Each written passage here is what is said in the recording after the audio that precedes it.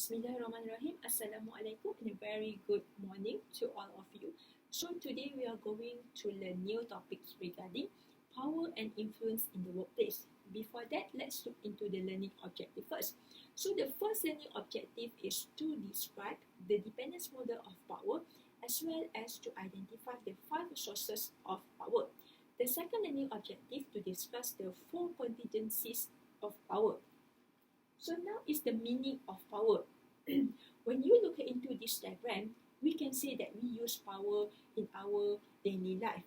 Mostly we use in order to the electrical appliances. However, in organization, people use it in order to influence others.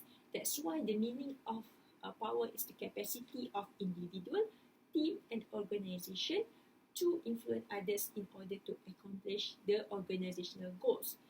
Okay, so in this definition, there are 4 important features here. So the first one is the power cannot be used to change people's behavior or attitude, yet it is potential to do so. The second is that power is the target's perception that the power holder controls the valuable resources, meaning that the managers will control the resources. What are the resources that they will give, how much, and who will receive the resources. The third one, the power involves asymmetric independence from one party to the another party. Asymmetric means unequal, so that the managers usually will have more power over the co-workers.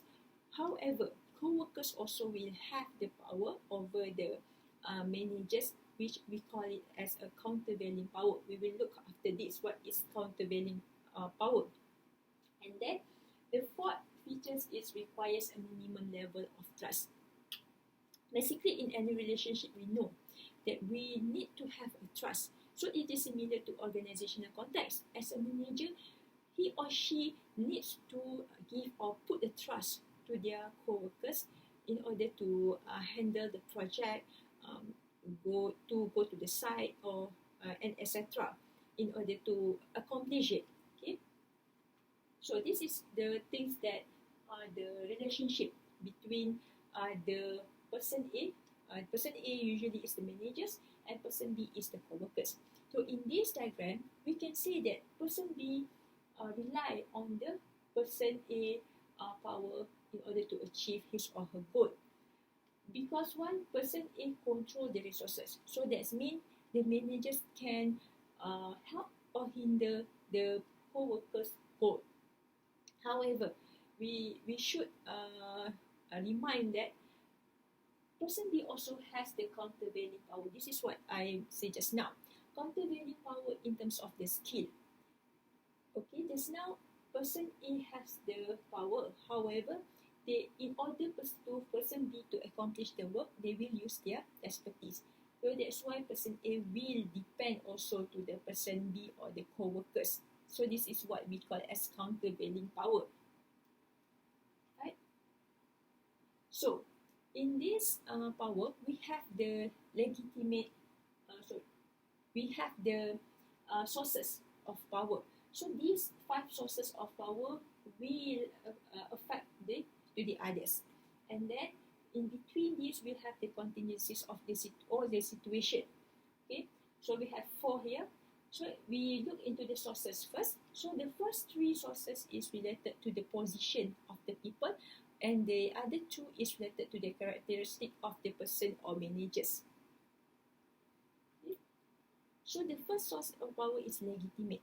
Legitimate means agreement that people in specific position request behavior from others, meaning that in the first day of their job, they know that they get the immediate supervisor or immediate boss. So they need to follow the instruction of their boss.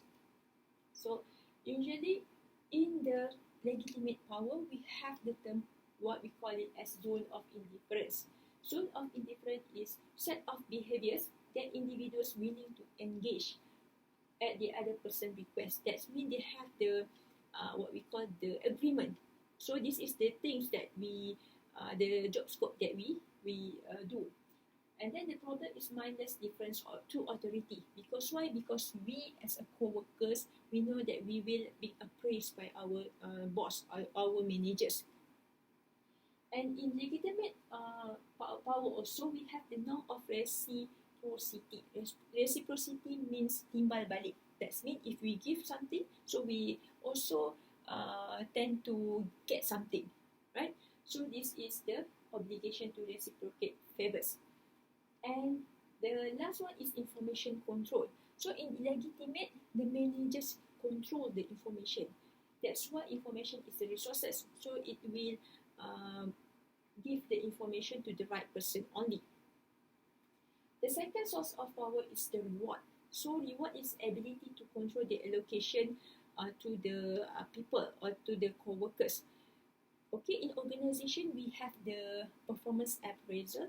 So this is how the managers will delegate the rewards to the co-workers. So the third sources of power is coercive. This is the negative power. Because why coercive? We know that coercive means paksaan. So ability to apply punishment. Usually managers in the organization context, managers will give the warning to the co-workers if they do something wrong. Okay, they will use this kind of power to give the warning. However, you need to remember that in organization, co-workers also has this coercive power.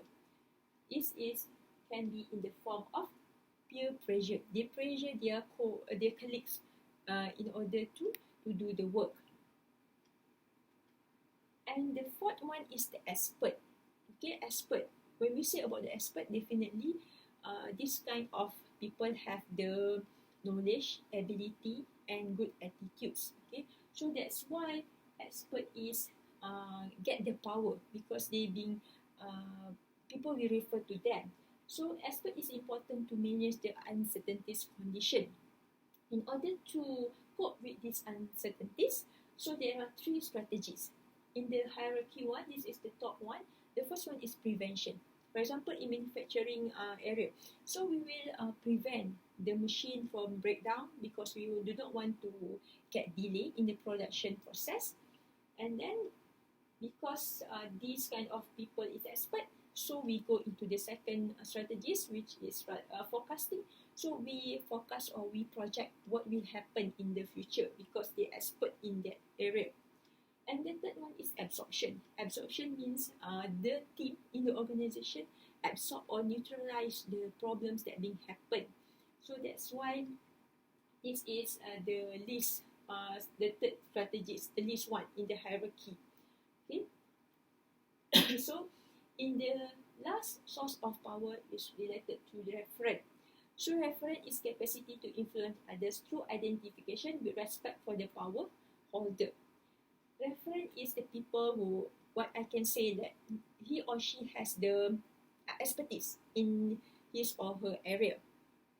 For example, the doctor, okay, he or she has the what we call expertise in the medical area. So what are the dosage that we need to take, what medicine, okay, and usually referent as referent power have the charismatic aura, charismatic influence from in their appearance. Okay? So this is power through control of information flow. The first one is the centralized information. So we can see that the yellow one is high information control. Because why? Because this person has the information. So they has a high power. However, this is low power because they have decentralized it. So everyone has the what we call access to that power, and to that knowledge. Okay. So now we go into the four contingencies of power. So the first one is non-substitutability. Okay, non-substitutability, power will increase with non-substitutability, meaning that this kind of source or person cannot be replaced or difficult to find the replacement. So that's why it can increase the power. And then non-substitutability increase by increasing control over the resources also. The second is centrality. Centrality is degree and nature of interdependence between power holder and others. In other words, or in the simplest word, it can be said that let's say when we do not go to the office, so people will be affected by their work. So it is how many others are affected by you. If not, you are not in the centrality. The second is visibility. Visibility is we use it symbol to communicate our power of source. Usually, the symbol can be in our qualification, academic qualification. For example, the lecturers have the PhD, so this is the visibility of their profession. And the second is how their clothing, so we can the appearance of the doctor. They will wear the stethoscope, so we will know or identify him or her as the doctor. And silence location, others are more aware of your presence. And the fourth one is the discretion, freedom to exercise judgment. So for me, after this, you will become a manager, you will become a director of some organization. Please make sure you have some discretion. Okay, discretion meaning that sometimes situation is not like what we tend to do. So meaning we need to give the chance for our co-workers to defend themselves. Okay. I think any question so far, because I think this is only the topics that we will cover for today's lecture. So I think if you have any question, please raise up your hand. I will respond to you, or we can do the some reflection before we end. So today we have learned about the meaning of the power. Basically, power is the capacity of the individual, team, and organization to influence others. And then we will look at also into the sources of power, five sources of power, and then 4 contingencies of power. I think that's all from today's class, and thank you for your cooperation, and Assalamualaikum.